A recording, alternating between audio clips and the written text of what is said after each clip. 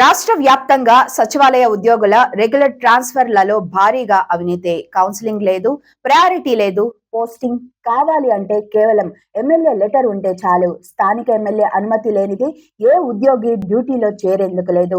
MLA లెటర్ల పేరుతో భారీగా గుంజుడు. ఉన్నత చదువులు చదువుకొని వైసీపీ ప్రభుత్వంలో పోటీ పరీక్షలు రాసి సచివాలయం ఉద్యోగం పొందితే దాని ట్రాన్స్ఫర్లకు లంచాలు అంటుంటే విస్తుపోతున్న సచివాలయం ఉద్యోగులు.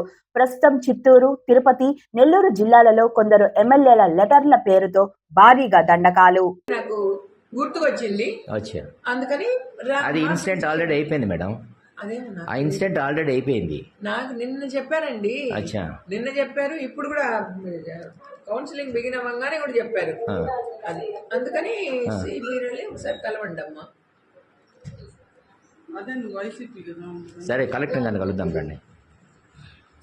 Thank you. 67 నెంబర్కి అర్హురాలని.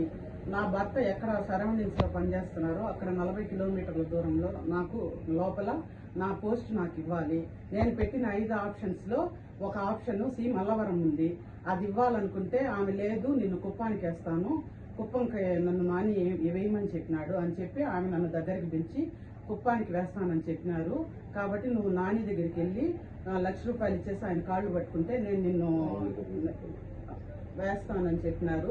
ఇదంతా జరిగింది నేను లైంగిక వేధింపుల వల్ల అతని మీద కంప్లైంట్, గుణశేఖర్ నాయుడు మీద కంప్లైంట్ ఇచ్చిన వల్ల తెలుగుదేశం పార్టీ నాయకులందరూ కలుసుకొని నన్ను కుప్పానికి మార్పించాలని కుట్రలు పన్నుతా ఉన్నారు.